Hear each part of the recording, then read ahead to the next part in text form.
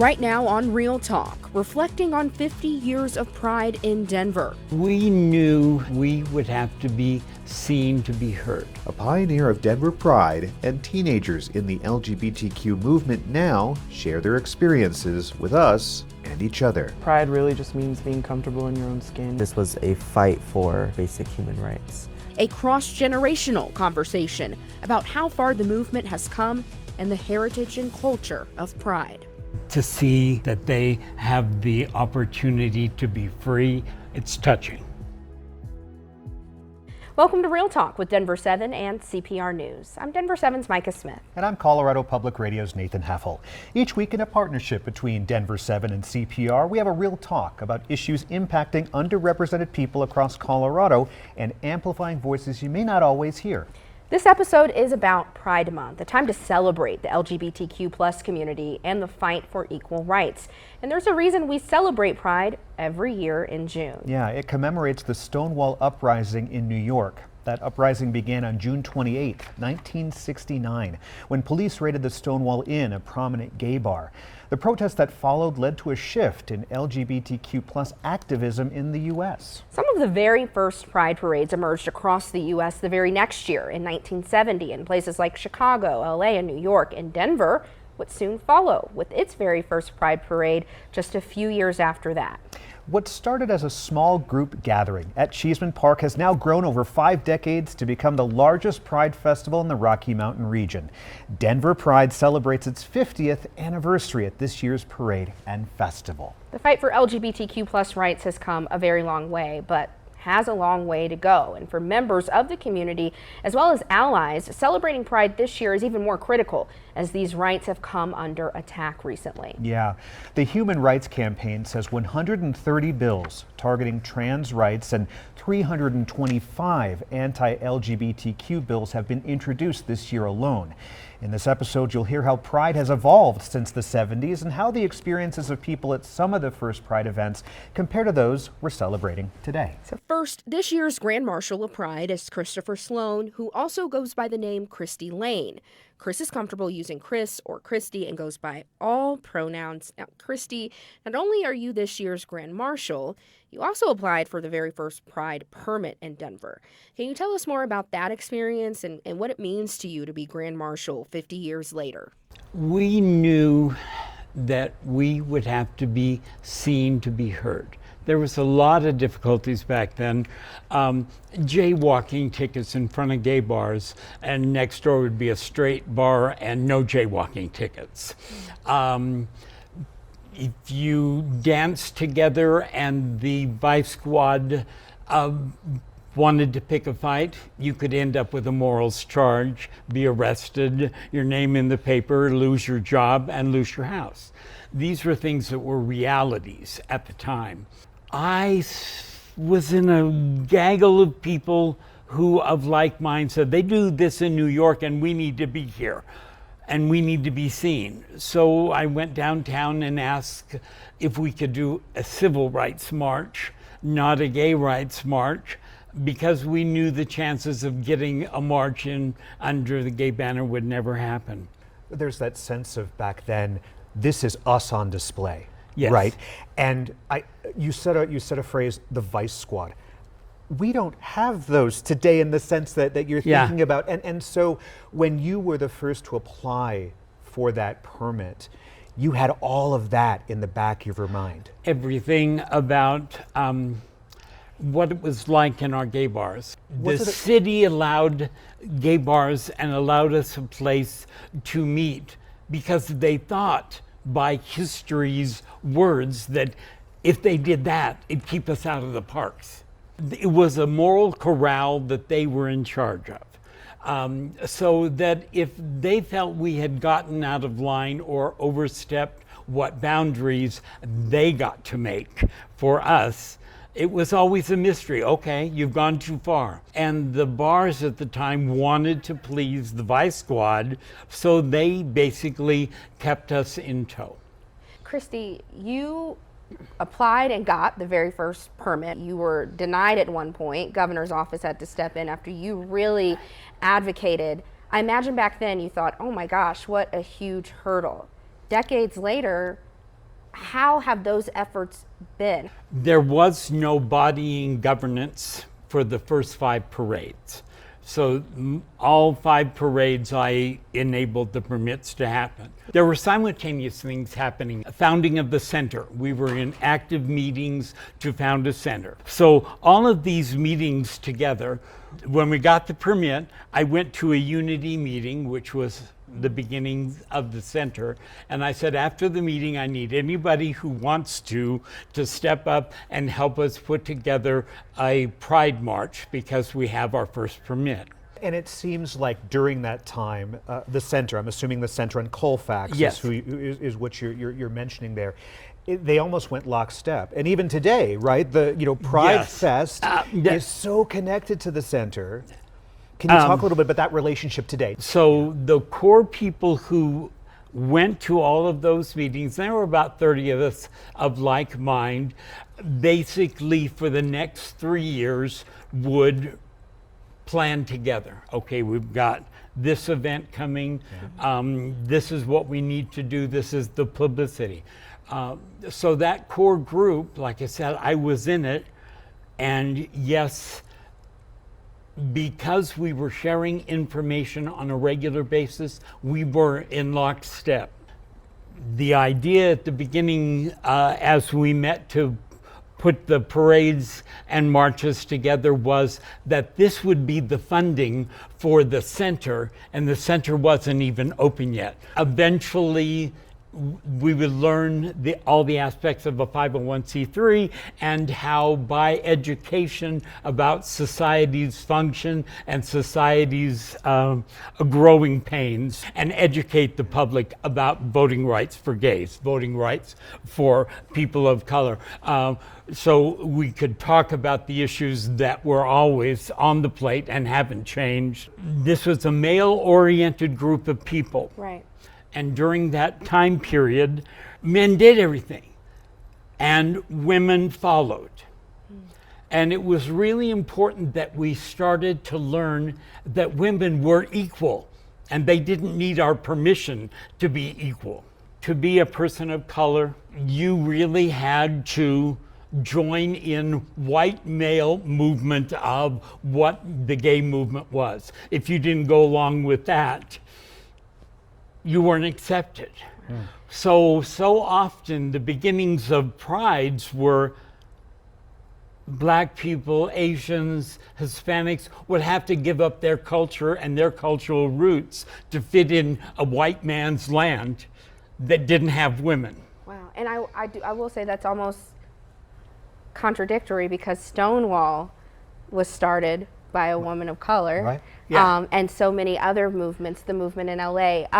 I do have to stop you though, because we have a lot more to talk about. Okay. And we're going to bring in the next generation to talk even more about it. But for now, this year's Grand Marshal of Pride, Christopher Sloan, also known as Christy Lane, thank you so much for joining us. And again, we will hear more from Christopher coming up. But first, all the work in advocacy over the years has helped pave the way for the next generation to be their true selves. Yeah, we're going to introduce you to 2 teenagers and the nonprofit that has helped them and others develop a community that embraces self-love. Stick with us. This is Real Talk with Denver7 and CPR News.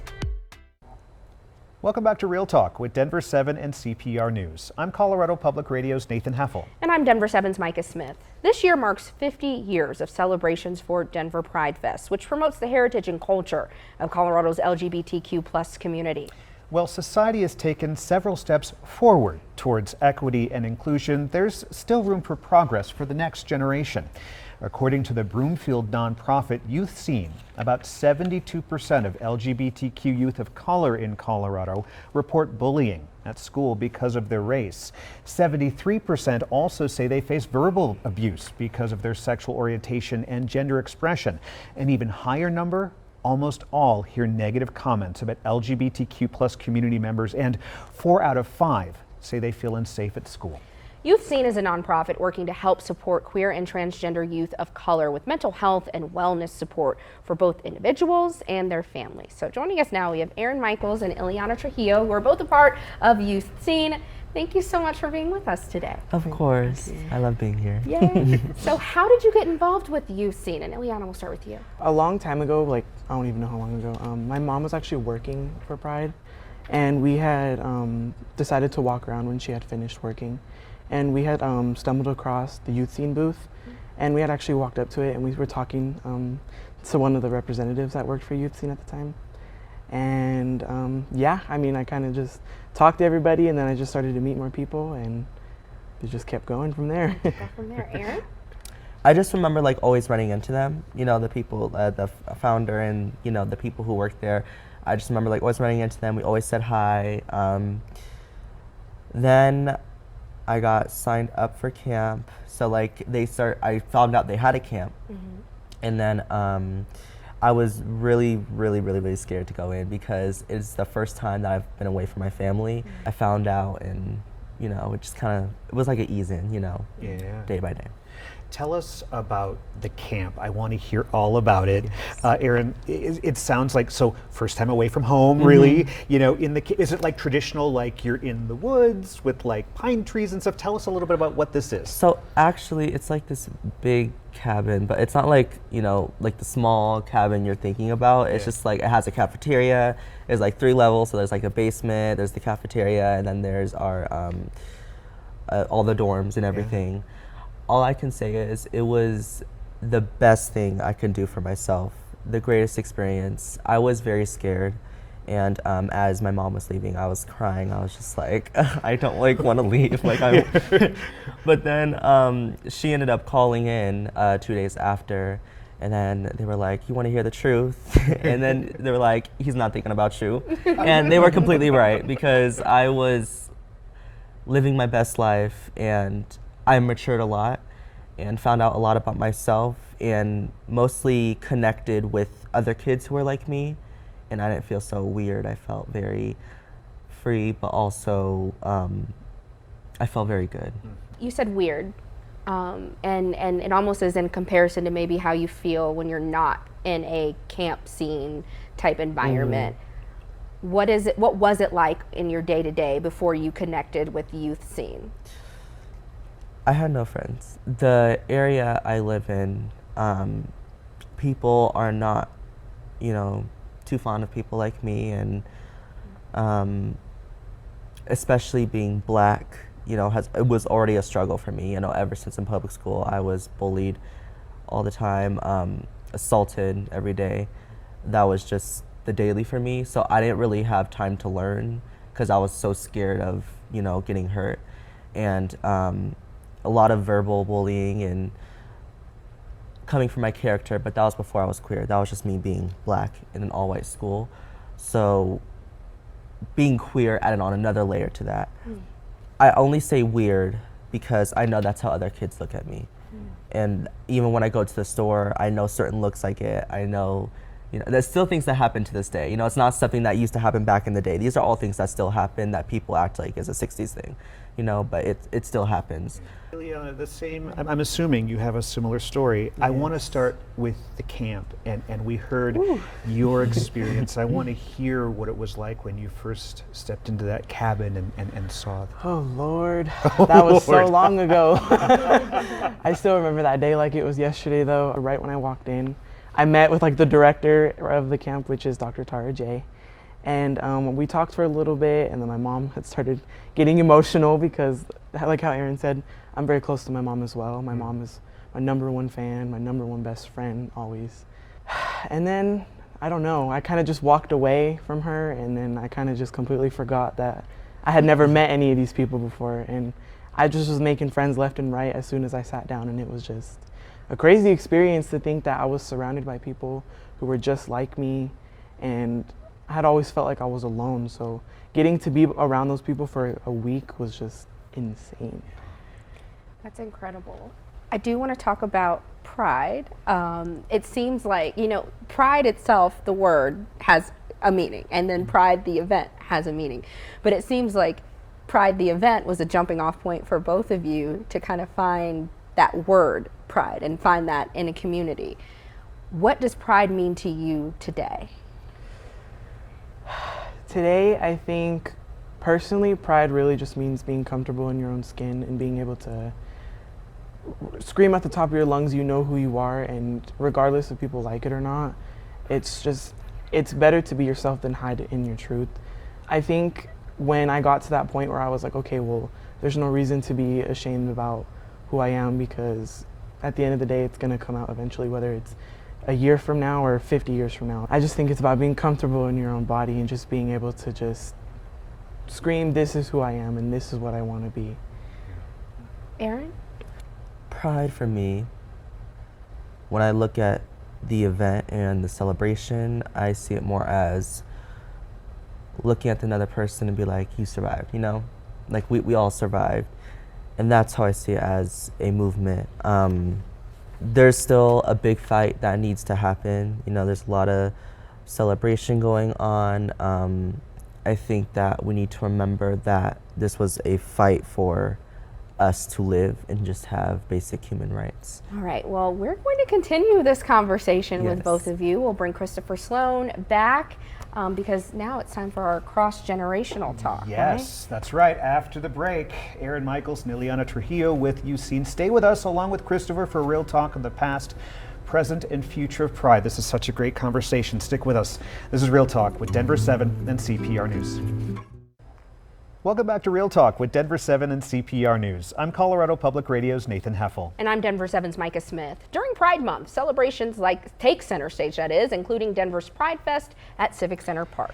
Among the revelers, the three people we're speaking with today are also reflecting on equality, inclusion, and the future of Pride. All right, so we have Aaron Michaels, Ileana Trujillo with Ucene, and Christopher Sloan, also known as Christy Lane, this year's Grand Marshal of Denver Pride. They're with us to continue this conversation. I want to start with this. I think it is rare to have both younger and older generations of the LGBTQ community in the same room at the same time for a discussion. Christopher, what was it like to hear Aaron and Ileana share their stories? Wonderful. We, from my generation, were looking for a world where the future, our children could be who they were, who they are, and do it honestly and not have to worry about the bullying that you've experienced. To see that you're strong enough to survive without having to lean on us. We did okay, giving you enough room to be you, and I think that's the most important thing I can say about that. Yeah. Ileana and Aaron, what did you think about the things that Christopher shared? Wow, I love hearing, you know, stories like that, because you saw it all happen before your eyes. And it's definitely a learning experience for me to hear, but then also lets me know that I have a lot more life to live and a lot more things to experience, and you know, there's change coming. Yeah, you know, when New York happened, that was New York's issue. Our issue here was just to be seen. We didn't really understand the politics. We, in the second Pride, started educating every night of the week in a different club about Stonewall and what had happened. Most of us didn't even know the history until the second Pride of what had happened in New York. So our endeavors to be inclusive, we misstepped, we said the wrong things, we did the wrong things. It took us 5 years to include lesbian in the title of the Gay and Lesbian Community Center of Colorado. So we didn't understand the divisions. We didn't understand our youth because we didn't see them. We were locked into 20-year-olds around us, and that's what we saw. And then all of a sudden we realized we didn't do anything for our seniors and who came forward. Yeah. History doesn't begin with me. It begins with the generation before and before and before. Yeah. And Ileana, you're talking about how you perform now and you have that sense of pride. Can you talk a little bit about how you feel going into Pride and being able to perform and being able to be your authentic, truthful self? It is definitely an experience. It's not one I ever thought I would have, you know. Growing up being queer, it's not something that everybody thinks that is gonna happen to them. Like, you don't think, oh, you're just gonna be yourself, and then all of a sudden one day you get to project it like in such a wide way, and just basically, like I was saying earlier, just to scream like at the top of your lungs, this is who I am, this is what I do. Yeah. And it's just an amazing experience to get to feel it. To see that they have the opportunity to be free and be who they are and represent themselves the way they are, it's touching. Aaron or Ileana, do you have any questions that you would like to ask Christopher? I want to make sure that you all have a chance to have a conversation. How did you feel at your first Pride?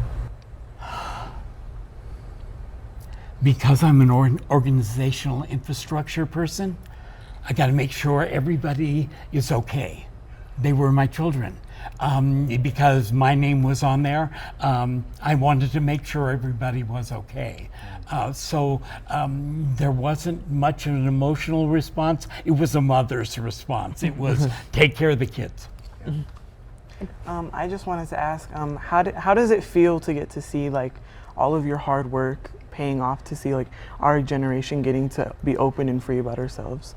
You know, every journey starts with a single step, and what happened with Pride was a single step, and the ramifications over the last 50 years, it is overwhelming to see how we've become sensitive to the needs of undefined needs of our people. That's where we are now, and if we can celebrate, that makes me real proud.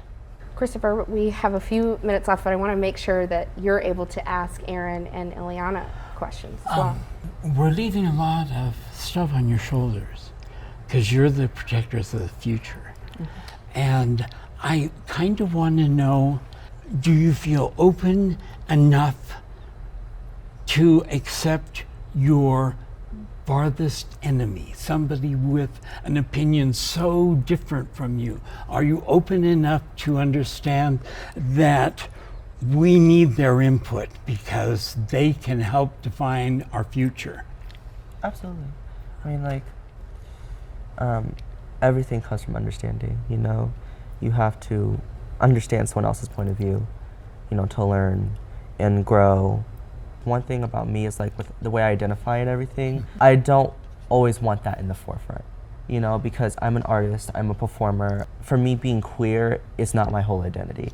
I want people to mostly just see me as a human. There have been so many artificial rules. You can't be an athlete and be gay, or you can't be a race car driver if you're gay, or you can't do this, or you can't love because you're gay.